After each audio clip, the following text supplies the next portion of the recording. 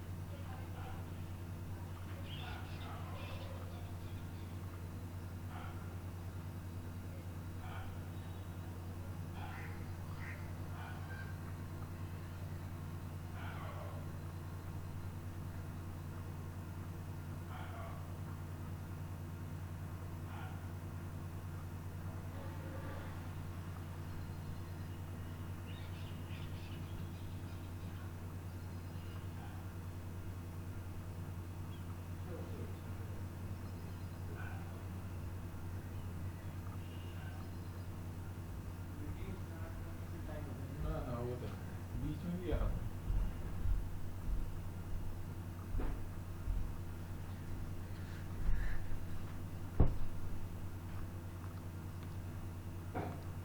तो ठीक है जी, हम स्टार्ट करते हैं। मुझे उम्मीद है कि आप ये कर पाए होंगे, अगर नहीं कर पाए तो देख लो।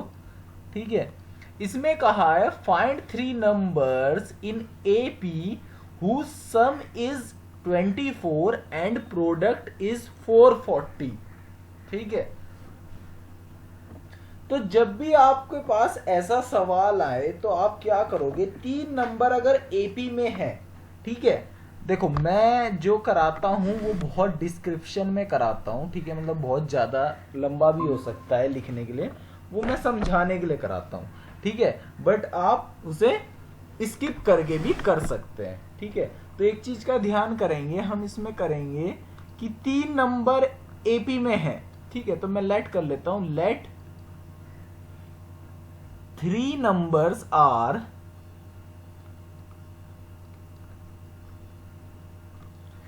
a minus d, a and a plus d। सही बात है। अब देख लो, तीनों जो फर्स्ट टर्म है वो मेरी a माइनस डी है और कॉमन डिफरेंस d है, तो ये तीनों टर्म्स आपकी एपी में हो गई। a कुछ भी हो सकता है, ठीक है, d कुछ भी हो सकता है, बट ये तीनों टर्म्स एपी में है या नहीं है चेक कर सकते हो, क्योंकि फर्स्ट टर्म मेरी क्या है, a माइनस डी है, और जो कॉमन डिफरेंस है तुम देख सकते हो, तो कॉमन डिफरेंस सेम ही आ रहा है d। a में से ये माइनस करोगे तब भी d आएगा, a प्लस डी में से इसे माइनस करोगे तब भी d आएगा। ठीक बात है। इसे लेने का कारण ये है क्योंकि अगर मैं ये ले लूंगा तो मुझे यहां पे थोड़ी सी मदद मिल जाएगी। क्यों? क्योंकि इसने कह रखा है कि इनका सम वो किसके इक्वल है, 24 के। ठीक है, मतलब इन तीनों का सम मेरा 24 के इक्वल है। Since I am taking here minus d and plus D, the benefit is when you add these 3 terms the D eliminated, है ना। अगर हम तीनों टर्म्स को ऐड करेंगे तो डी एलिमिनेट हो जाएगा। हमने कोई उसकी दी हुई कंडीशन भी कैंसिल नहीं, मतलब गलत नहीं करी, या उसके भी मतलब खिलाफ भी नहीं गए, और हमने क्या किया, हम इजीली अपना एक स्टेप कम कर पा रहे हैं डी को एलिमिनेट करके और सीधा ए को फाइंड करके। ठीक है जी। तो अगर हम तीनों को मतलब अकॉर्डिंग टू क्वेश्चन, ठीक है, जो फर्स्ट स्टेटमेंट, इसकी अगर मैं हेल्प लेता हूं, इसका मतलब a minus d plus A plus d should be equal to 24। ठीक बात है। हमने थोड़ी सी चालाकी करी, और ये चालाकी हमें कहां से मिल रही, जब हम वर्ड प्रॉब्लम करते हैं वहां पे 3 मानना होता है कॉन्जिक्यूटिव नंबर्स, है ना, तब हम ये वाला काम करते हैं ना, तो हमने यहाँ पे उस चीज का चालाकी उठाया कि भाई 3 यहां भी दे रखा था, तो थोड़े चालाक हम भी बन जाते हैं। ठीक है, तो जब आप इसका सम करोगे तो देखोगे 3a इज इक्वल टू 24, तो which implies a is equal to 8, 8 3 24, है ना। ठीक है, a अगर मेरा निकल गया तो मुझे थोड़ी सी हेल्प ये मिल जाएगी कि मुझे सेकंड कह रखा है कि इनका प्रोडक्ट 440 है। Since I am finding exact value of a which helps in the second equation. Second equation क्या कह रहा है कि प्रोडक्ट आपका किसके इक्वल है, 440 के। ठीक है, प्रोडक्ट अगर आपका 440 के इक्वल है तो अब आप देख सकते हो, मैं इनका प्रोडक्ट करता हूं, that is a minus d into a plus d should be equal to 440। ठीक है, अच्छा अगर मैं ऐसा मानता a plus d a plus 2d, तो मेरी पहले इक्वेशन में भी d रहता, बट अब हमें क्या है, a की वैल्यू पता है, तो since we know value of a, so on putting value of a we get 8 minus d into 8 plus d। ठीक है, लाइक शेयर एंड सब्सक्राइब करते रहना, जितना शेयर हो सकता है शेयर करो, जिसके पास पहुंचा सकते हो पहुंचाओ, क्योंकि बेसिक चीज है, सबको जरूरत पड़ती है। ठीक है, अब यहां से क्या है, 8 माइनस डी 8 प्लस डी, इस 8 को यहां मल्टीप्लाई में यहां डिवाइड में ले जा सकता हूं, तो 440 बाय 8। अब डिवाइड करते हैं 440 को 8 से, तो 8 5 जो 40, और ये आ गया मेरा फिर से this should B 40 on going 5, तो ये मेरा क्या आ गया, ये मेरा आ गया मेरा 55, ठीक है। और यहां पे देखो इस चीज का ये फायदा मिला कि यहां पे हमें a प्लस बी और a माइनस बी वाला फॉर्मूला हम लगा सकते हैं, which is a square minus b square, that is 64 minus d square is equal to 55, ठीक बात है, ठीक है। तो अब यहां से आप अगर इसे सॉल्व करोगे तो मुझे लगता है ये आएगा d square is equal to 64 minus 55 and it is equal to 9, ठीक है। तो मेरे d क्या आ गए, प्लस माइनस 3, तो हमें कितनी सीक्वेंस मिल रही है हमारे हिसाब से, क्योंकि हमारा d अलग है, 2 d आए हैं, ठीक है, a एक है, तो हमें कितनी सीक्वेंस मिल जाएगी, 2 सीक्वेंस मिल जाएगी, है ना, विद रेस्पेक्ट टू d। तो अब मैं क्या करूंगा, मैं सीक्वेंस बनाने जा रहा हूं, ठीक है, जो हमारी AP है। तो पहले के लिए मैंने क्या लिया, a तो हमारा फिक्स है और d मैंने लिया +3, तो मेरी एक सीक्वेंस क्या बनी, हमारा था a माइनस डी, a और a प्लस डी, तो पहली जो AP है वो बनी 8 minus 3 which is 5, 8 and 8 plus 3 which is 11, ठीक है जी। और सेकंड में क्या है, a तो मेरा फिक्स है, तो d मैंने क्या लिया -3, तो यहां पे क्या आएगा, वही सीक्वेंस हमें लेनी है। तो हमारी अब क्या बोलते हैं, नई जो सेकंड आई ये मेरी पहली AP आई और दूसरी AP मेरी क्या आ रही है, 8 माइनस का d, मतलब 8 प्लस 3, 8 एंड 8 माइनस 3, ठीक है। तो ये मेरी आई है 11, 8 एंड 5, ये आपको समझ में आया। अब आप कहोगे कि सर लिखा तो सारा सेम ही है, तो फिर ये अलग कैसे हुई, है ना, जेन्युइन सी बात है। बट आप एक चीज का ध्यान रखना हमेशा, ये अलग इस तरह से है क्योंकि AP कभी भी ये नहीं बोलता कि हमेशा, मतलब देखो यहां आपको एक चीज समझ में आ रही होगी, एक चीज ध्यान देने वाली चीज है, वो ये है कि जब हम इसे देख रहे हैं तो ये इंक्रीजिंग है ना, और जब हम इसे देख रहे हैं तो ये मेरी डिक्रीजिंग है। क्या हमने AP में ऐसा कहीं पढ़ा कि AP हमेशा इंक्रीजिंग होगी या डिक्रीजिंग होगी? AP तो कुछ भी हो सकता है, इंक्रीज भी कर सकता है तो डिक्रीज भी कर सकता है, तो दोनों अलग अलग AP हैं, ठीक है। क्योंकि एक में मेरा D पॉजिटिव है, एक में मेरा कॉमन डिफरेंस जो D है वो नेगेटिव है। समझ में आया?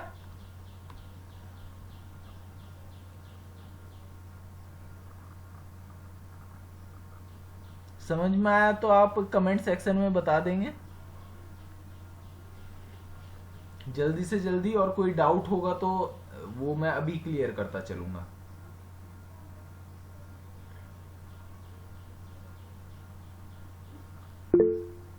अच्छा, इसका मतलब आ गया, तो हम मूव करते हैं।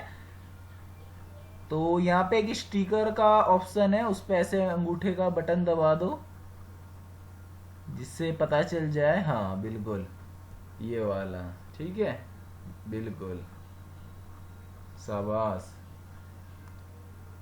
ठीक है, इससे हमें पता चल जाएगा कि अच्छा ठीक है। अब हम मूव करते हैं सेकंड क्वेश्चन की ओर, ठीक है। सेकंड क्वेश्चन आप ट्राई करोगे, वही टाइम है, ठीक है, और मैं कोशिश करूंगा, बस भाई 1-2 बार ही करना है, इतनी बार नहीं करना, ठीक है।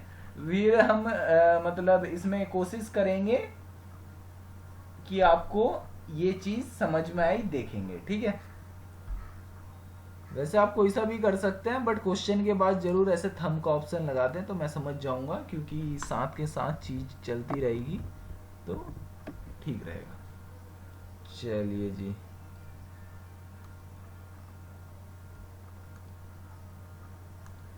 तो मैं सेकंड क्वेश्चन आपको लिखता हूं, फिर 5 मिनट का आपको समय रहेगा, ट्राई करो, ट्राई बिल्कुल निश्चिंत होके करो, कोई दिक्कत वाली बात नहीं है। The sum of 3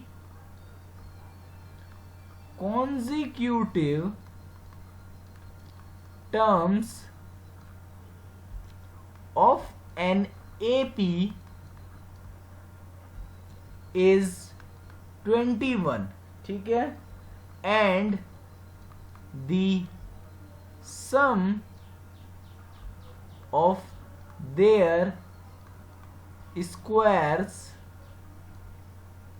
is 165. Find these terms. चलो, वही समय है 5 मिनट का, ठीक है।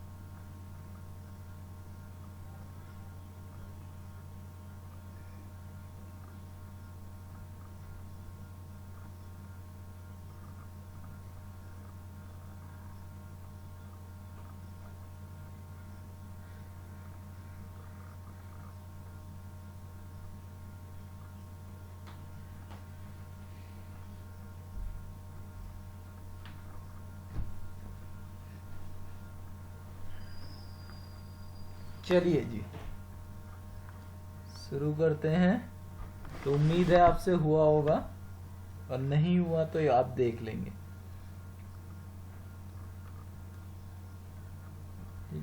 अच्छा, ये मैथमेटिक्स है तो ऐसा नहीं है कि मैं पहले से पढ़ के आता हूँ, मैं भी यही करता हूँ, ठीक है। और क्योंकि ये भी ज़रूरी नहीं है कि हमेशा आप सही कर पाओ, कभी कभी गलतियाँ हो जाती है। तो अगर मेरे से कोई गलती हो जाए तो आप कमेंट सेक्शन में बता देंगे, जो मैं अगले वीडियो में ठीक कर दूंगा, ठीक है।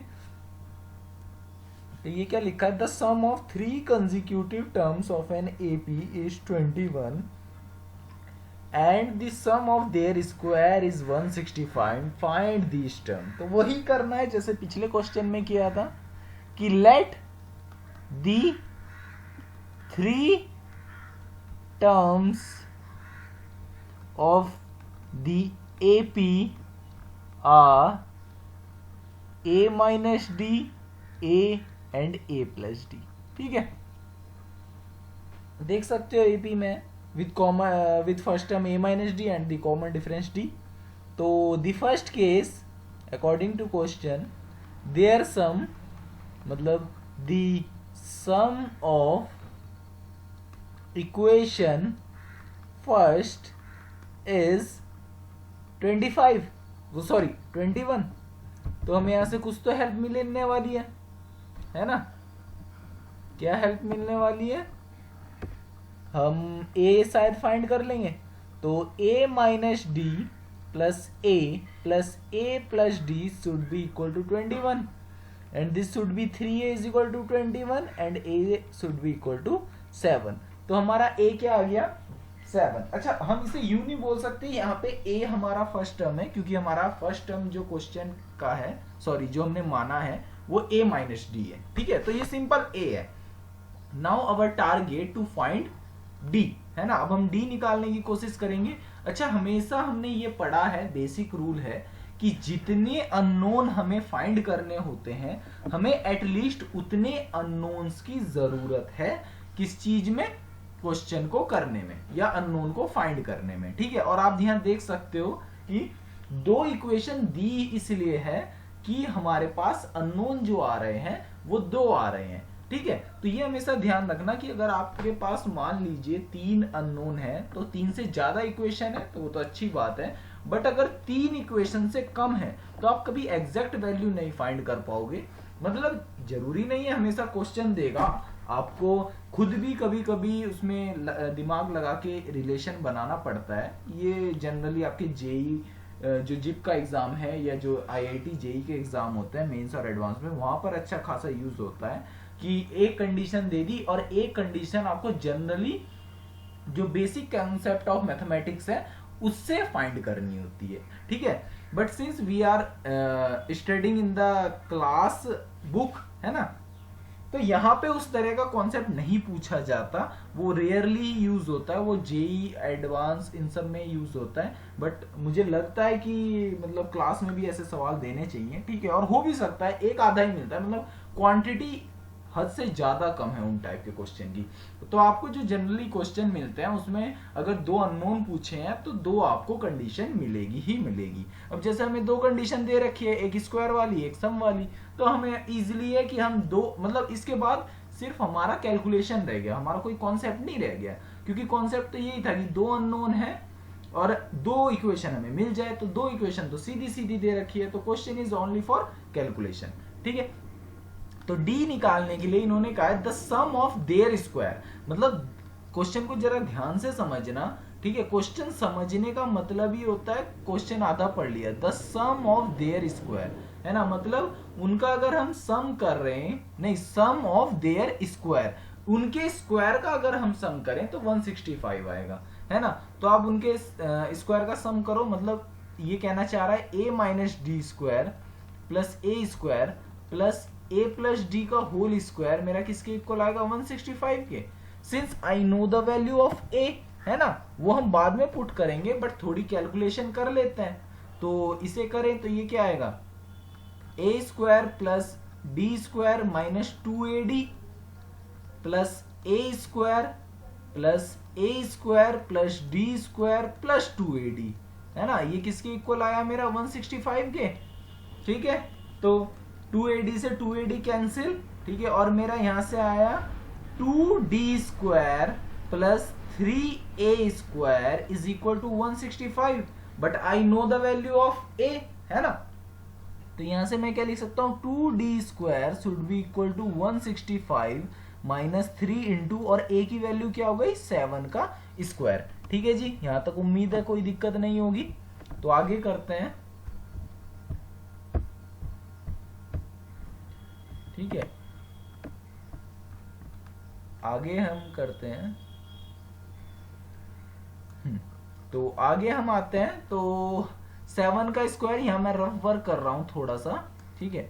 49 इंटू 3 विच इज 3 9 27, 7 2 147, ठीक है। तो मेरा आंसर आएगा 2D² is equal to 165 minus 147, है ना। अब इसमें से इसे घटाओ तो कितना आ रहा है बताओ जरा। 165 में से अगर हम 147 घटाएंगे तो कितना आएगा, 7 5 15, 7 7 14 और 1 15, मतलब 8 और 18, है ना।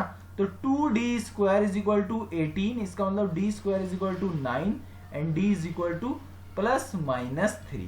तो यहाँ पे फिर से मेरे पास क्या आ गया, प्लस माइनस 3, ठीक है। तो आप एक चीज देख सकते हो कि मुझे दोबारा से 2 सीक्वेंस मिलेगी, मतलब 2 AP मिलेगी, है ना।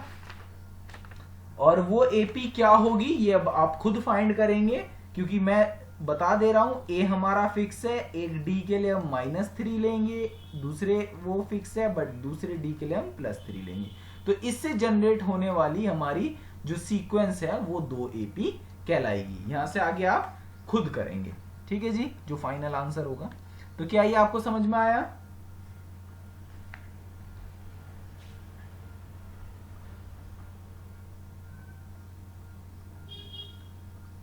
अगर आया तो लाइक का बटन दबा देना, ठीक है, ठीक है, ठीक है, बढ़िया, मतलब सबको ही आ गया। चलो तो मूव करता हूं सेकंड क्वेश्चन, वो सॉरी थर्ड क्वेश्चन की। तो और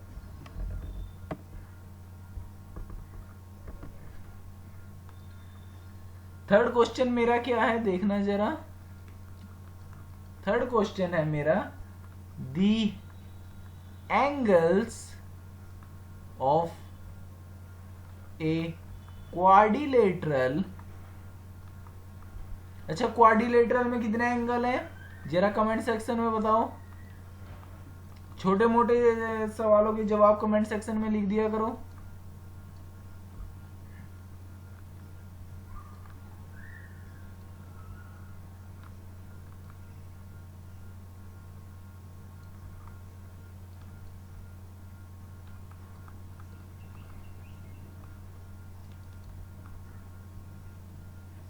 आपके लिए वही 5 मिनट का टाइम फिर मैं करूंगा। देखें किसने किसने जवाब दिया है।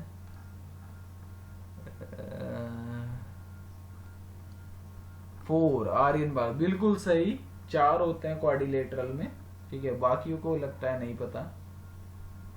4 होते हैं और आंसर पिछले का, ठीक है, वेरी गुड, पिछले का आंसर भी सही है, शाबाश। तो इसके लिए आपके पास 5 मिनट का समय है, जल्दी ट्राई करें।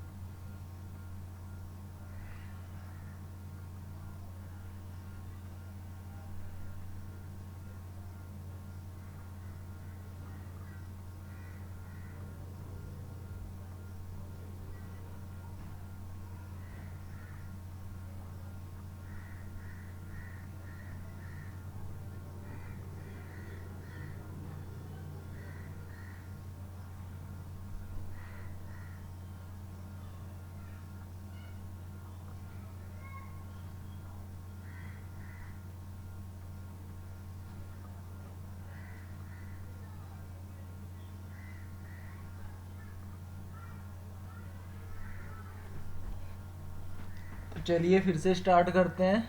क्या आपका हो पाया है? हो पाया किसी से?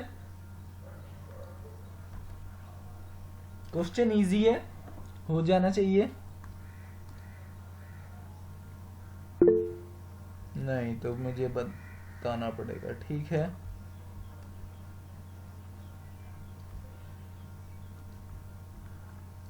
देखो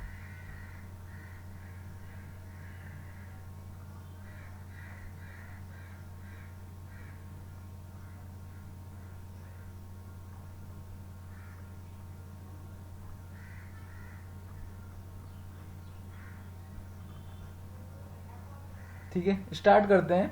इसने कहा the angle of a quadrilateral are in AP. ठीक है, जो एंगल है वो एपी में है विद कॉमन डिफरेंस 20 डिग्री। तो मैंने लेट कर लिया, लेट दी वन एंगल, और obviously it will be smaller among the four, ठीक है, इज ए। ठीक है, कोई मैंने एक एंगल ए मान लिया, ठीक है। अगर वो ए है तो बाकी जो सेकंड होगा वो होगा ए प्लस 20 डिग्री, क्योंकि कॉमन डिफरेंस मेरा 20 डिग्री का है। थर्ड वाला क्या होगा बताओ जरा? ए प्लस 2 टाइम्स ऑफ 20 डिग्री, मतलब ए प्लस 40 डिग्री। भाई पहला ए है, दूसरा ए प्लस डी होता है, तीसरा ए प्लस 2d होता है, और फोर्थ क्या होगा मेरा? ए प्लस 3 इंटू 20 डिग्री, मतलब ए प्लस 60 डिग्री। तो उसके चारों जो एंगल हैं वो किस तरह के होंगे? A plus 20 degree, a plus 40 degree and a plus 60 degree. ठीक बात है। और आप ये देख रहे हो ये एपी में भी है ना। तो यहां से हमें क्या पता चला? यहां से हमें एक चीज, अच्छा, और इसमें कोई आपको कंडीशन नहीं दी है। तो मैंने अभी पीछे बात करी थी ना कि जो कंपटीशन में पूछते हैं या तो आपको कंडीशन एग्जैक्ट क्वेश्चन में दी होगी या आपको खुद अपने दिमाग से कुछ कंडीशन लगानी पड़ेगी। ठीक है, अपने पिछले रिजल्ट्स को याद करके। अब जैसे हमें एक चीज पता है, वी नो दैट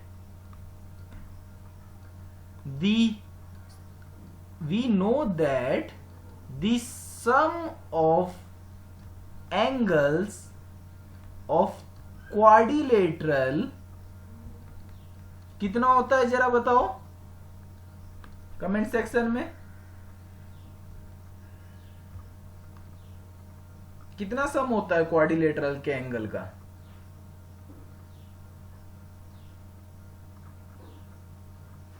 ये पता होना चाहिए।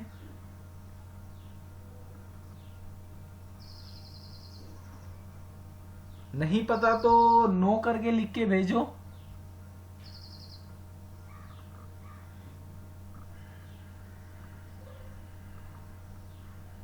नहीं पता आर्यन को। और बाकी जो है वो कब लिखेंगे?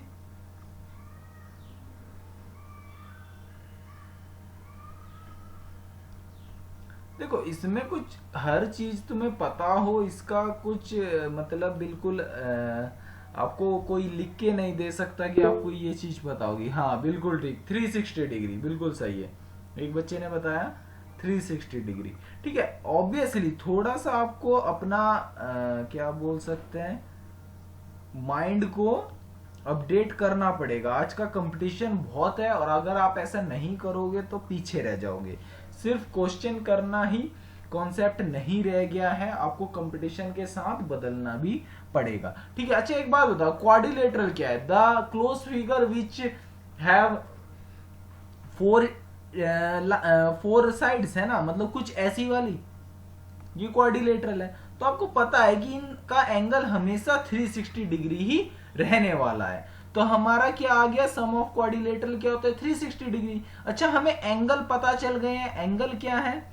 ए plus 20 degree plus A plus 40 degree plus A plus 60 degree is equal to 360 degree.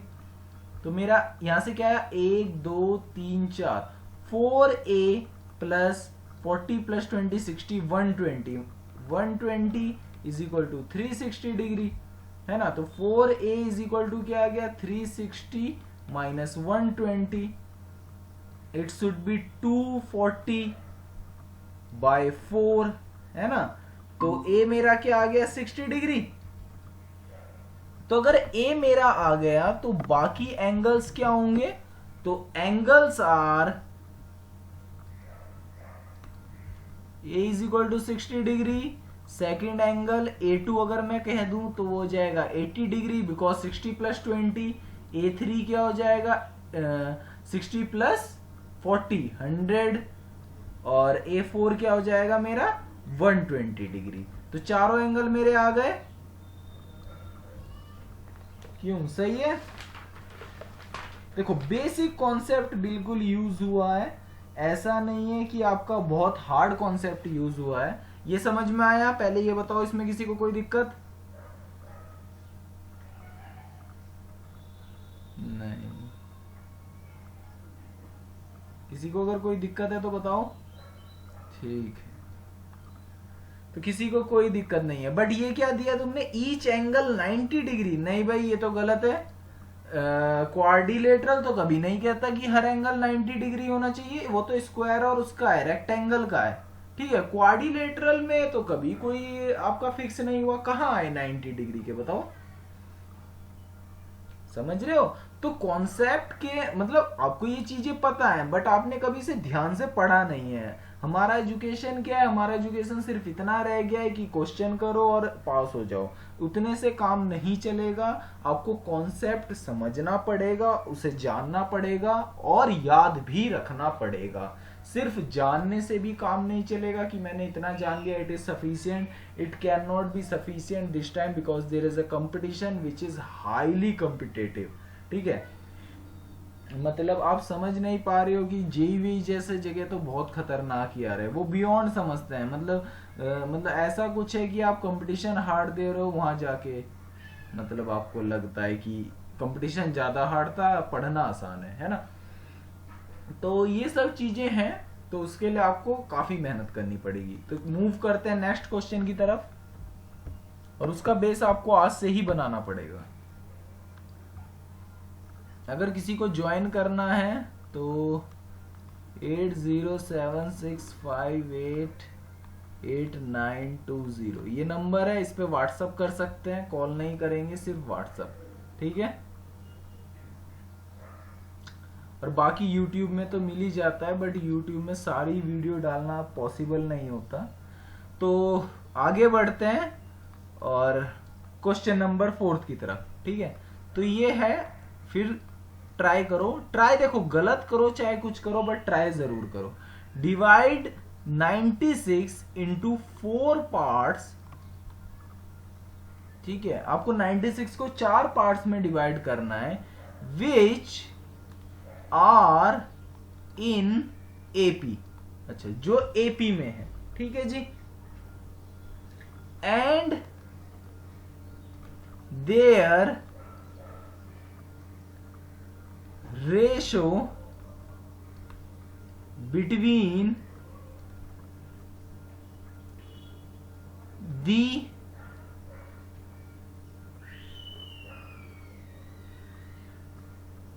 Sorry their ratio between the product of their mean to product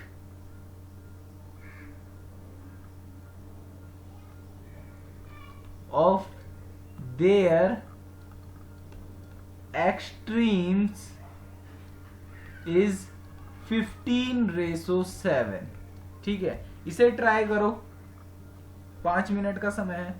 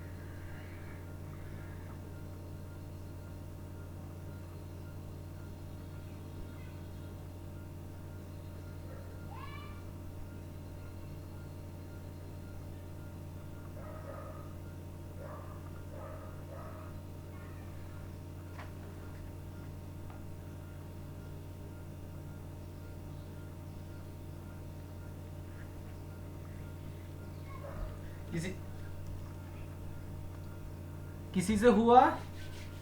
अच्छा सवाल है। देखो आईसीएसई का अगर आप एनसीईआरटी भी पढ़ते हो, बट अगर आप आईसीएसई का सिलेबस कवर करते हो, ठीक है, तो आपको ये चीज समझ में आएगा कि आप एनसीईआरटी काफी कुछ खत्म कर लिए हो, ठीक है, आप ज्यादा ही जानोगे। आईसीएसई का थोड़ा क्वेश्चन देने का लेवल अच्छा है, ठीक है। तो एक अच्छा सवाल है, उम्मीद है नहीं हो पाया होगा, क्योंकि इसमें एक दो चीज हैं जो आपका बताने लायक है। तो किसी से हुआ? नहीं हुआ तो मैं बताता हूँ, ठीक है, कोई दिक्कत नहीं है, बट जितना भी ट्राई किया ट्राई जरूर करना। अच्छा एक चीज और, इसमें 4 पार्ट्स आए हैं, मतलब हमें 96 को 4 पार्ट्स में ब्रेक करना पड़ेगा। तो नोट 1, पहला नोट, ठीक है, जब भी ऐसा कॉन्सेप्ट आए कि आपको 4 पार्ट्स में डिवाइड करना है, 3 पार्ट्स के लिए मैंने बता दिया था, जब भी आपको ऐसा कॉन्सेप्ट आए कि एपी को 4 पार्ट्स में करना है, तो आप उसके लिए मानोगे a minus 3d, a minus d, a plus D और a प्लस 3d, ठीक है। आप इजीली ये देख सकते हो कि इसका जो फर्स्ट टर्म है ये होगा, ठीक है, और आपका common difference I think it should B, जो हमारा d है कॉमन डिफरेंस, वो 2d आ रहा है, तो एपी में है ना, तो अब भी चेंज नहीं हुआ। तो ये एक तरीका है क्वेश्चन को करने का। उसका ये कारण है कि देखो हमने 4 में तोड़ना है जो एपी में है, तो क्या ये तोड़ना हुआ? इस तरह मैं तोड़ सकता हूं क्योंकि ये चारों भी एपी में है, ठीक है। यहां से फायदा क्या हुआ? तोड़ने का मतलब ये है कि अगर हम चारों को जोड़े तो उसका सम 96 होगा, है ना भाई। तोड़ने से हमने क्या कंक्लूजन निकाला? If we sum all these 4 terms, the sum would be 96। ठीक बात है ना? क्वेश्चन अच्छा है, बहुत ध्यान से समझना, ठीक है।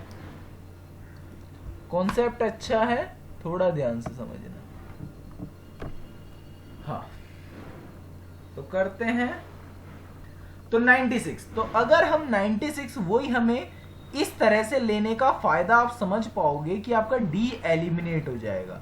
तो जहां भी सम की बात आती है ना, तो हमारा यही कोशिश होता है कि हमारा एटलीस्ट एक कोई अननोन एलिमिनेट हो जाए, ठीक है जी।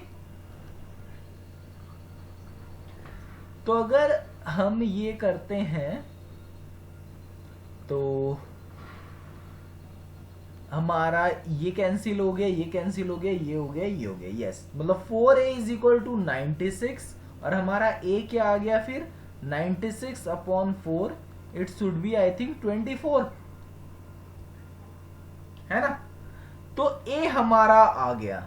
अब हमारी जो सेकंड कंडीशन है उसे थोड़ा ध्यान से समझना। मैं थोड़ा छोटा कर रहा हूं जिससे इसी पेपर में आ जाए, इसी पेज में आ जाए, ठीक है, क्योंकि मुझे इसमें क्वेश्चन की बहुत ज़रूरत पड़ने वाली है। बाकी लिखने का कोई दिक्कत नहीं है, वो तो मैं यहाँ से इंक्रीज भी कर सकता हूँ, है ना, तो लिखने का कोई दिक्कत नहीं है, ठीक है। सेकंड कॉन्सेप्ट है कि प्रोडक्ट ऑफ देयर मीन, इनके अगर हम मीन निकालें, ठीक है, उनका प्रोडक्ट लेना है, ठीक है। तो अगर आप इनका मीन निकालते हो तो आपका मीन क्या आ रहा है बताओ जरा?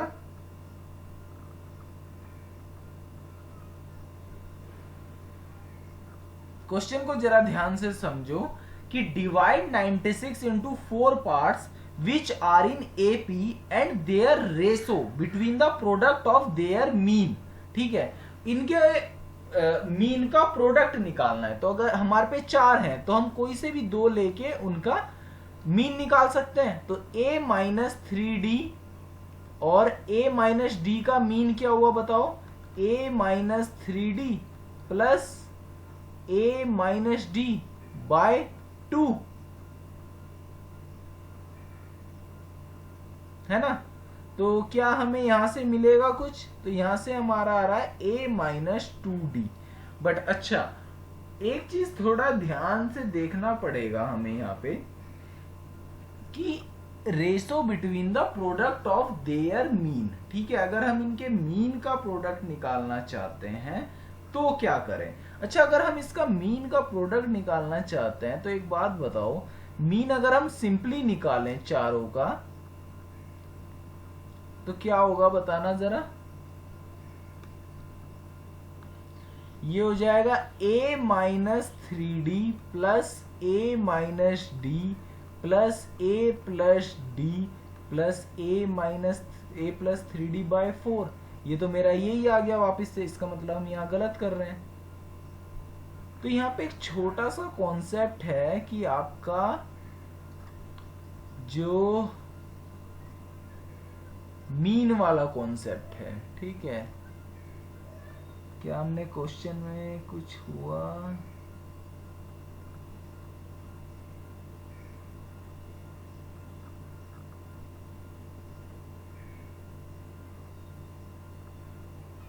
यहां पे आप एक चीज देखना थोड़ा सा, ठीक है। जो आपके मीन है ना, इनके जो मीन आएंगे वो आएंगे आपके a माइनस डी और a प्लस डी, ठीक है। मतलब आप एक्सट्रीमम्स ले रहे हो। अच्छा, सबसे पहले ध्यान रखना एक्सट्रीमम्स किन्हें कहते हैं। एक्सट्रीमम्स हमेशा कॉर्नर पॉइंट को बोला जाता है, ठीक है। तो इन्होंने यहां से क्या कहना चाहा है कि जो एक्सट्रीमम्स हैं, ठीक है, और उनके जो मीन्स हैं, एक्सट्रीमम्स के अगर आप मीन लोगे तो आपके मीन आएंगे a माइनस डी और a प्लस डी, ठीक है। तो ये कहना चाह रहा है कि the ratio between the product of their mean to product of their extremum, मतलब जिनका आप मीन वो एक्सट्रीमम ले रहे हो उनका मीन लेना है, ठीक है। तो अगर आप इनका मीन लोगे तो आप देख सकते हो कि वो a माइनस डी और a प्लस डी आएगा, ठीक है। और जो एक्सट्रीमम है वो मेरा आएगा, एक्सट्रीमम तो मेरे एंड पॉइंट होते हैं, दिस शुड बी एक्सट्रीमम, ठीक है। तो इनके जो मीन है वो ये है ना। हमने हमेशा देखा था जो मीन्स आ रहे थे वो 2 नंबर के बीच के, मतलब जब हम मीन निकालते थे, हमने अर्थमेटिक मीन में पढ़ा था, तो जो बीच के ये आते हैं ये हमारे क्या कहलाते हैं, मीन्स, है ना। तो हमारे मीन क्या हो गए, ये दोनों, और मेरे एक्सट्रीमम क्या हो गए, a minus 3d and a plus 3d। ये बात समझ में आई, है ना। क्योंकि जब हमने मीन निकाला था तो हमने एक चीज देखा था कि जो हमारा मीन आ रहा था वो आपका बीच की जो वैल्यूज आती हैं उन्हें हमारा मीन कहा गया था, ठीक है। तो जो साइड की वैल्यू है उन्हें क्या कहा जाएगा, एक्सट्रीमम्स, ठीक है। तो अब ये कहना चाह रहा है कि मीन का प्रोडक्ट और एक्सट्रीमम के प्रोडक्ट का जो रेशो है वो ये रेशो है, मतलब a माइनस डी और a प्लस डी का जो प्रोडक्ट है अपॉन a माइनस 3d और a प्लस 3d का जो रेशो है वो किसके इक्वल है, 15/7 के, ठीक है। अब इसमें एक बात बताओ, ये रेशो थोड़ा सा आपको भारी पड़ेगा, बट क्योंकि इसमें एक चीज का ध्यान रखना, अगर हम जेन्युइन तरीके से जाएंगे, ठीक है, तो हमें ऑब्वियसली a की वैल्यू नहीं पता चलेगी। तो हमें इसके लिए ऐसे सवालों के लिए ये कंडीशन बन जाती है कि हमें पहले a की वैल्यू किसी भी हालत में फाइंड करनी पड़ती है। तो यही जो मैंने पहले जो क्राइटेरिया बताया था उसे लेना पड़ता है, ठीक है।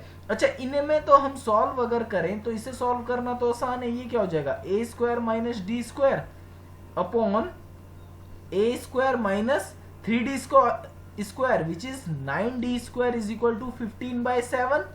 और यहां से मैं उम्मीद करता हूं कि आप आगे सॉल्व कर लेंगे, है ना। क्यों, क्योंकि यहां से आगे तो आपको वैल्यू पुट करनी है। a की वैल्यू आप क्या पुट करोगे, 24 करोगे, क्रॉस मल्टीप्लाई करोगे, आपका आंसर आ जाएगा।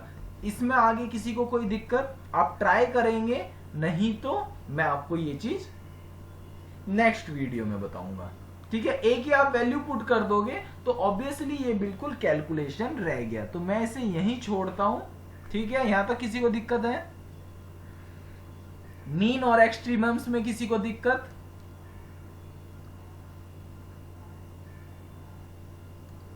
या आगे नहीं हो पाएगा इसके बारे में किसी को दिक्कत है? देखो आगे तो कोई दिक्कत नहीं है क्योंकि एक ही वैल्यू हमने फाइंड कर ली है, तो मैं एक स्टेप और करके बता देता हूं। ठीक है, आपका क्या हो जाएगा? 24 square minus d square upon 24 square minus 9d square, है ना? ये किसके इक्वल है? 15/7 के। अब तो यहां से आप इजीली क्रॉस मल्टीप्लाई करके डी की वैल्यू निकाल लोगे, और जैसे ही डी की वैल्यू आ जाएगी मुझे लगता है आपको क्या बोलते हैं, ये सीरीज मिल जाएगी एपी की। तो इस वाले में कोई दिक्कत क्वेश्चन में? अगर दिक्कत है तो अभी बता दो, आप ट्राई कर लेना। अगर कोई दिक्कत हुई तो मैं नेक्स्ट वीडियो में ले लूंगा। ठीक है जी। सबसे बड़ी दो चीज हमने इसमें सीखी कि मीन क्या है, देयर मीन्स, तो बीच वाले जो होते हैं वो मीन कहलाते हैं। ठीक है, वैसे इन्हें मेरे हिसाब से अर्थमेटिक मीन कहना चाहिए था क्योंकि मीन का कोई दूसरा मतलब भी होता है, बट इन्होंने मीन्स कहा है। ठीक है, तो हमें बाद में ये समझ में आया कि हमें वो है। और एक्सट्रीमम्स तो हमारे फिक्स होते हैं। एक्सट्रीमम्स मतलब दी एंड पॉइंट। ठीक है, जनरली दी एंड पॉइंट। एक्सट्रीमम्स के कई मतलब निकाल सकते हैं आप, जैसी जैसी वैल्यू पढ़ोगे अलग अलग मतलब आ जाते हैं मैथमेटिक्स में। ठीक है, बट जनरली एक्सट्रीमम के हमारे आपके मतलब होते हैं दी एंड पॉइंट्स। ठीक है जी, तो आज के लिए हम इतना ही करते हैं। आगे की एक्सरसाइज हम नेक्स्ट वीडियो में करेंगे। Thank you.